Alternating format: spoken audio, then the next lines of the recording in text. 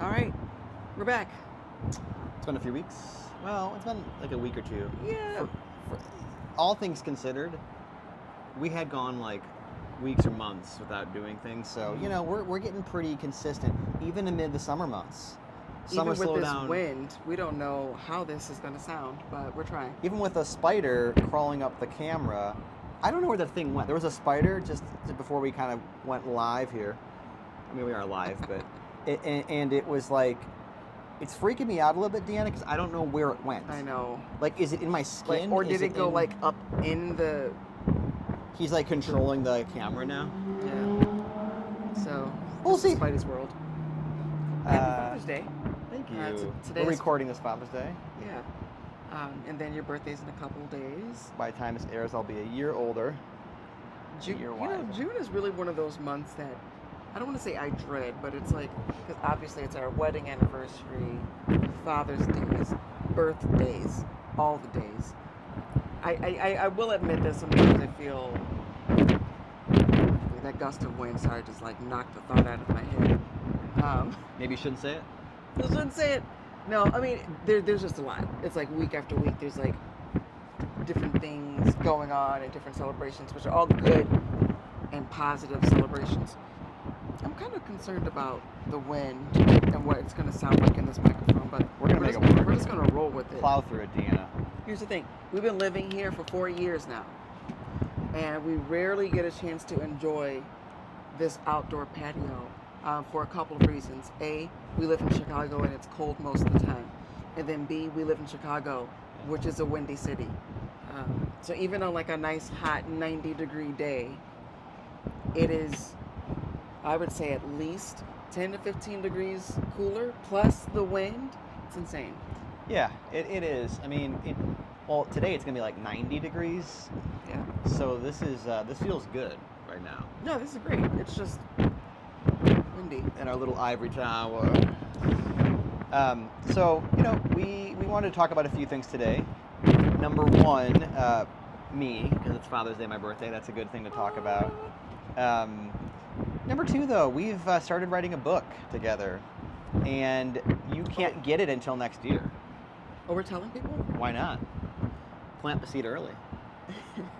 Was it supposed to like not talk about it? I mean, I guess we didn't set any rules around it, or any.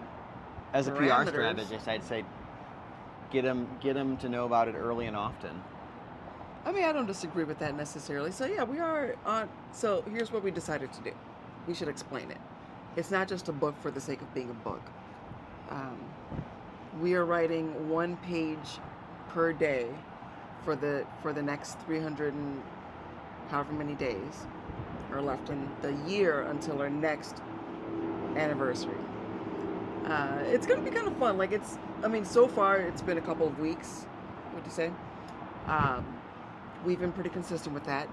There have been nights where it's like, oh no, we forgot to write. No, we never forgot. We had one night where we said we were gonna like have a text thread we liked. Yeah. And so we put it in the next day, but that would still count. I mean, we had still that. count. The thought was there. We have not missed a day, and I think we kind of want it to be interactive because nobody reads books anymore. So our thought would be like make it a book, but have some text threads or some other visuals.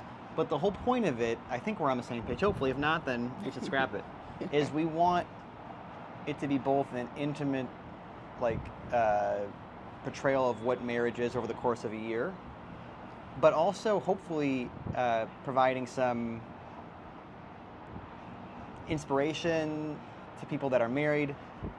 Thinking about marriage though too. Affirmation to those who are thinking about it, and just and to those who never want to get married, it might be like, man, this is why I don't want to get married. These people love each other too much. They're boring. They don't have any fun. We don't have any drama. Our book needs a little bit of drama. Like we just got to put some. Let's not hope for that because it's about our actual life.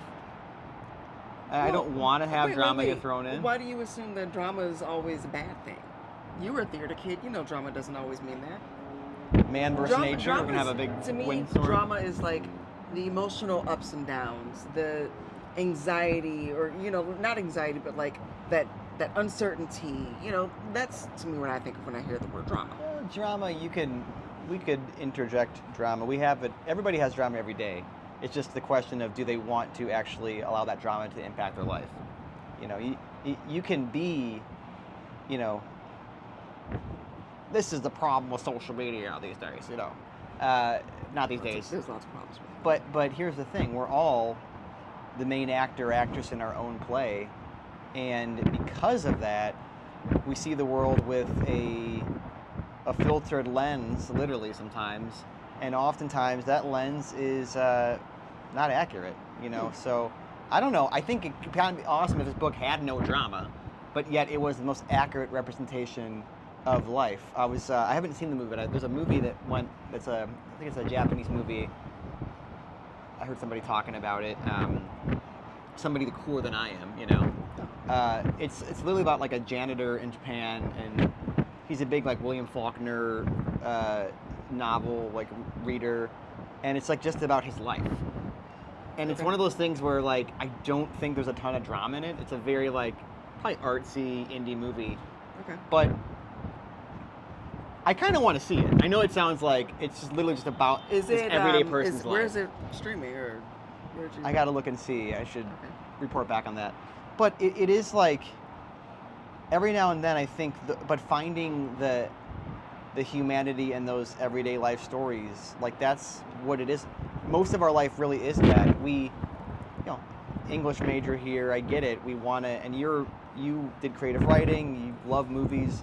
So there always is like, you need to have that like hero villain conclusion, you know, drama. But we can also just, I think we can tell impactful stories in the everyday. Yeah, I think in the everyday it's almost like the living in the moment kind of mentality where you're not out there looking for trouble. And if you thought I meant like let's look for drama to add to our story, that's not what I mean. No, you didn't. I just don't want it to come to me, looking for me. Like I said, a little drama ain't that bad. But let's go back to this like main character thing, because like you said it, I've been hearing people use it, you know, this idea that we're the main character, and then you also said that there's always heroes and villains. So like, if you're the main character, are you also the hero, or are you sometimes also the villain? By the way, I don't like that we are all the main characters in our own little. So taking a step back to the Bard himself, William Shakespeare, famously said, "All the world's a stage, and we're all just players." Uh-huh. I don't think the Bard could have ever conceived of a society in which, like, he was talking about this larger play that we can't really control, right? We're kind of just playing in it, and it's like, oh no, we can now fully control it in our little cameras here, and our social platforms. We can be like, it's not the world; it's our little tiny gadget that is the world to us. Our devices. Our little and so the problem is like, we are ultimately all kind of acting like that 500 years ago that was the case. We're all kind of in a little role, and I'm the PR person, I'm the father, I'm the mother, I'm the daughter, I'm whatever I am. But servant, the serf, the help.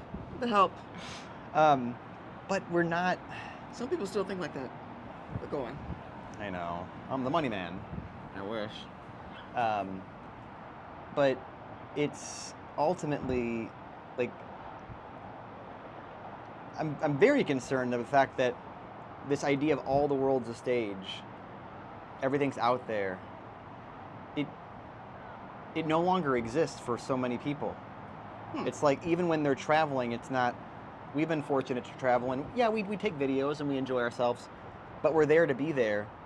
And I just get a little worried that no one's ever there to be there. They're there to be in their own little world that they're, you know. I don't even think it's. I agree, but I think it's they're there to be in their own little world, and in their universe, the most important thing for them to do is to tell somebody that they're there. I mean, getting real like sort of meta. No, like, I get that. And there are times where even I feel like, all right, I want to get my shots and then I want to put it away to be there. Yeah. To soak it in and have memories. Like, let's face it, our cameras can't capture all types of beauty. Like, you know, unless you're like a really awesome photographer and you do this for a living. But for most of us, our phones, our devices, we're like, oh man, look how cool this is, and then you look back at the picture and you're like, it doesn't even, it could never give you that same awe-inspiring moment when you first saw that thing, whatever that thing is. And I think about when we were in Tulum and we saw the cenote for the first time. I mean, first of all, never in my life did I ever think I'd visit a cenote, but there we were. And yeah, I took some photos. I jumped in, and too. then Scary. every time I go back and look at the pictures, I'm like, it's not exactly what I remembered, because it can never be what we remembered. Yep. There's a feeling that comes with being somewhere, experiencing something. If you didn't feel anything when you went and saw your first mountain, if you didn't feel anything, first of all, that would virtually be impossible to not feel anything. But if we didn't add those moments, every sensation that we could possibly feel, think, breathe, touch, taste, in those moments, then what is it? It's just an empty photo then, you know? So it's just a... Still take your pictures though, because we like to see them. It's just a moment in time. And here's the thing. That moment in time can be the most powerful thing, or it can be the most minute thing. But living minute by minute is neither good nor bad. I think it can be it's the most powerful way to live, and we're all striving for it. But if you're living minute by minute, counting down the days and hours to which you get to not have to live minute by minute, you're going to live a very meaningless life. Are you talking about like the work week, like you're waiting for minute by minute? I was thinking of different. Yeah. No, but like the weekend, like you're. Well, but or your next vacation, or when the family gets together. And here's the problem: we're not like promised another second, let alone another minute. And I think living minute by minute, I kind of with this movie I was talking about is like, maybe there is beauty in the everyday of I'm a janitor, I'm doing this thing. There's a great deal of zen in living in the moment. So the initial like monks who lived in the desert in the 5th and 6th century, the desert fathers and mothers. There actually was women too. There's some women. Women were allowed to do some things back then. Yeah. And we got more misogynistic as the generations went along. I think. I'm assuming. I'm not a history buff per se. I know enough to be dangerous. How are we now? How do we compare now? I don't know. I'm a white male. That's a conversation. I'm a white male with privilege, so I don't think I should respond to any of those. Don't say that out loud. Don't feed into that. Maybe people were like, oh, well, he's a white man. He can't. It's like, well, no, I know. I'm just saying, like, somebody might be like, see, he's admitting that he's a white man. That's flawed. I mean, it's hard for me not to admit that I'm a white man. Well, you're not really white. You're a redhead. That's true. We had this conversation. Redheads are not really. That's a controversial statement, but arguably true. Especially white redhead men are 10 times more likely to marry a black woman. I don't have any facts to back that up, but I'm pretty based on my next time you're out and you see a couple and it's a white male and a black woman, just check and see if he's a redhead. And if he's bald, you still know. But okay, this Zen of the monks, like got you off track. It was this idea of like, I'm finding solitude in the simplicity of cutting wood or making like ale, or right, or making. They're the ones that the Trappist monks made the Trappist ales, and they would just probably help. They're having a couple beers the whole day, just chilling. But they found solitude in the term solitude. Quite frankly, is like just being silent and doing minimal things that in today's day and age, you got to tell the monks. You got to build your personal brand on social media. Like, if you want to be a famous hold up. monk. There's monks on social media? No. I'm just saying, like, back in the day. Oh, like, I was about to look it up. Probably on them. But the wind picking up? Absolutely. The wind's picking up. I'm loving it. It's maybe God is agreeing with me or something. Can we show them where the wind's coming from? That camera's like turned. Watch out for the spider. Oh shit. He's gone. I don't know where he is. He's gone. Spider's gone. Yeah, but we're out here. This is where we live, for those guys. that are watching it. If you're watching, the wind is coming directly from the west over here. I can feel it, and it's very annoying. And if you're listening on the podcast, I'm sorry, you don't get any of that. So let's see if it's. Oh, look, You're still good. Yeah. I'm a pretty good camera woman. camera person. So, anyways, I guess what I'm getting at is, I don't know. I've got hope, but I'm getting a little concerned.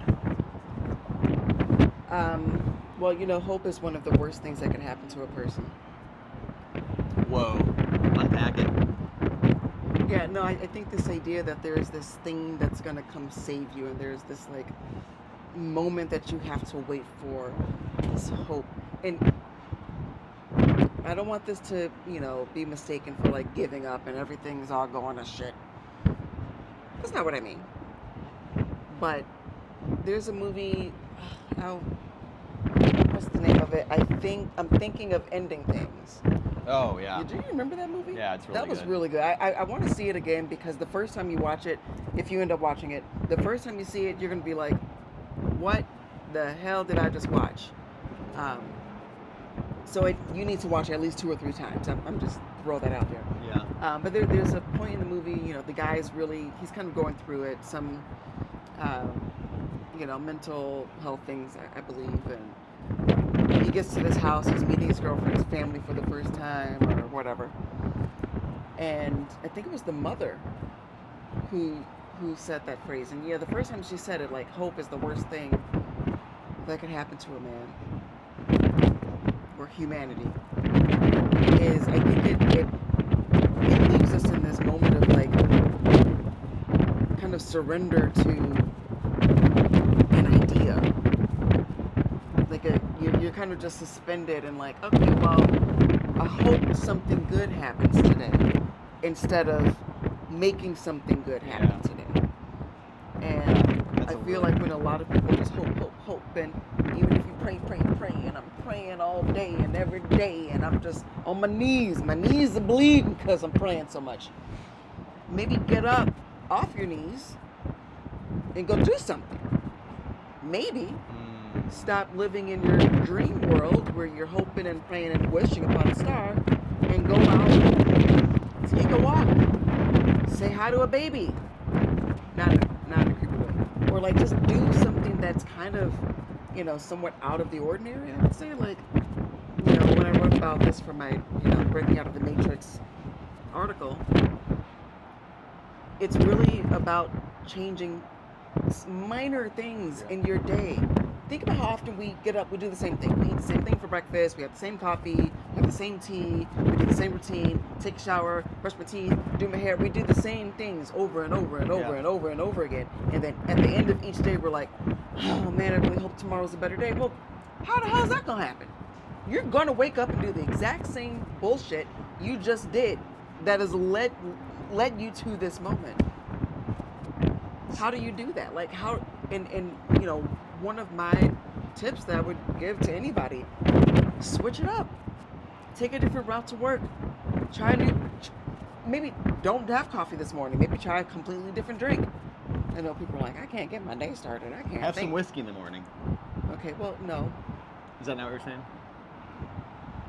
I'm just kidding. I'm kidding. Not advocating for it. But are you saying hope without action is meaningless? It's like, I think you're spot on, DeAnna. I mean, that as always, DeAnna's right here. Not always right, but mostly, I would say like 90, at least 98. I like that number. Sounds right. 98% of the time. Well, maybe we need a different word for it. I think hope. It kind of reminds me of something I heard, that like nostalgia is history after a few drinks.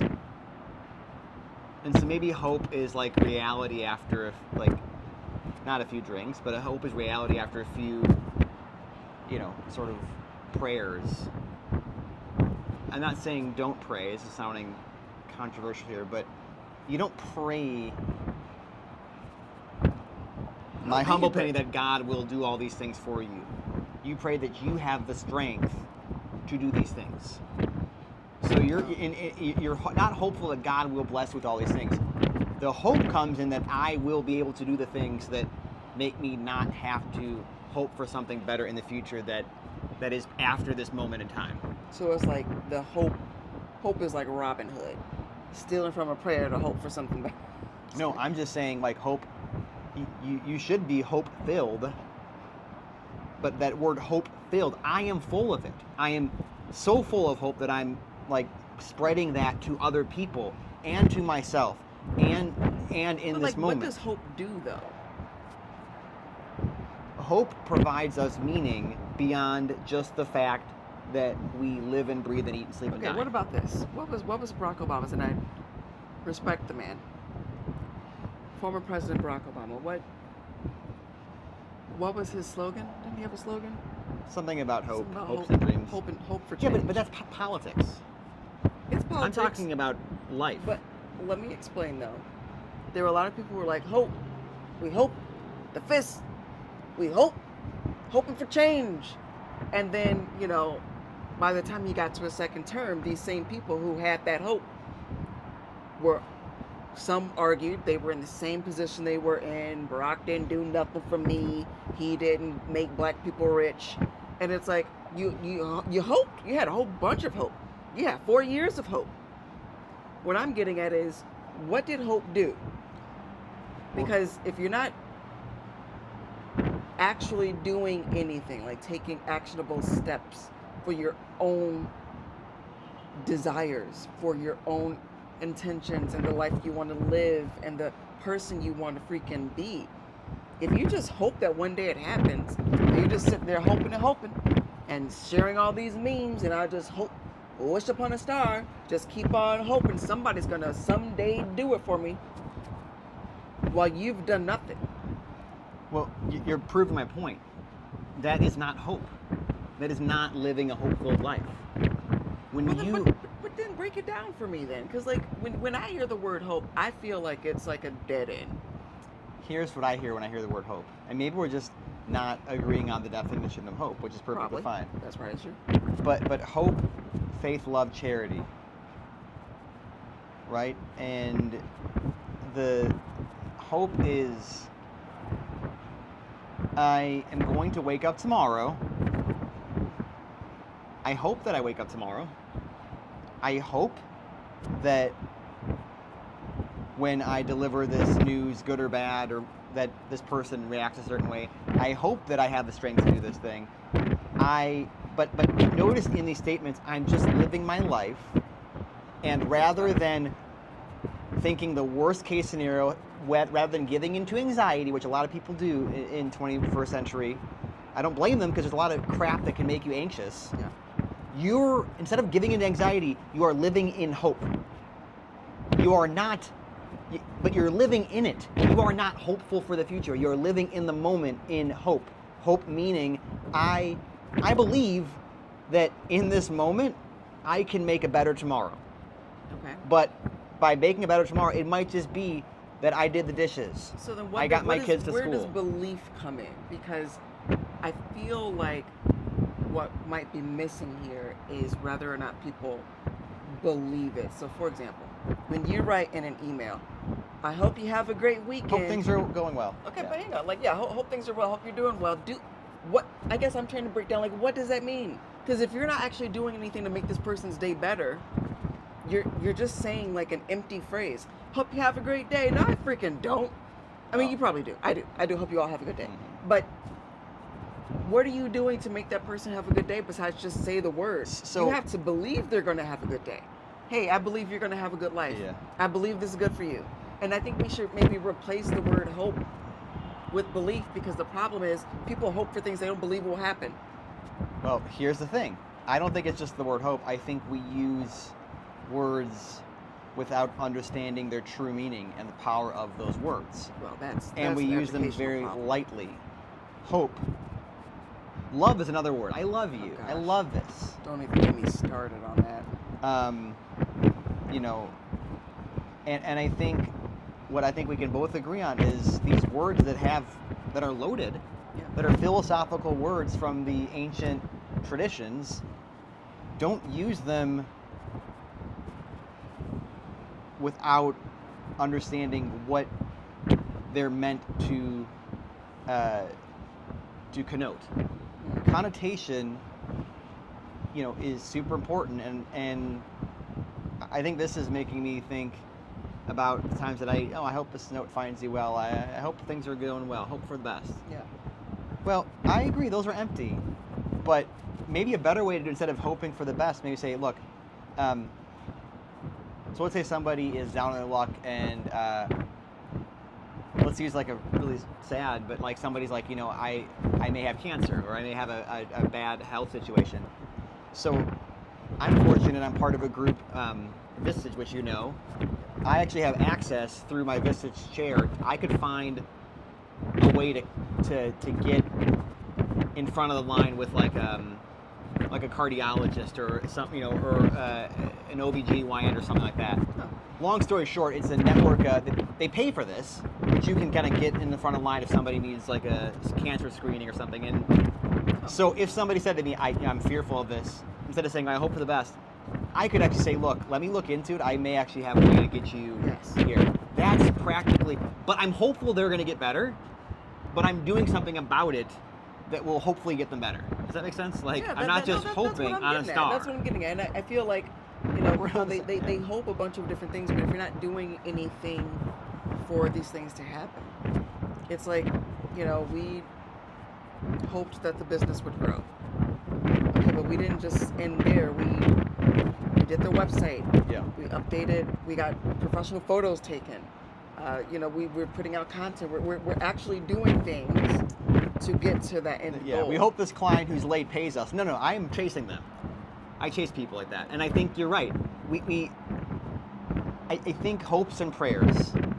You know what it is? Secular people have taken the term hope. Mm-hmm.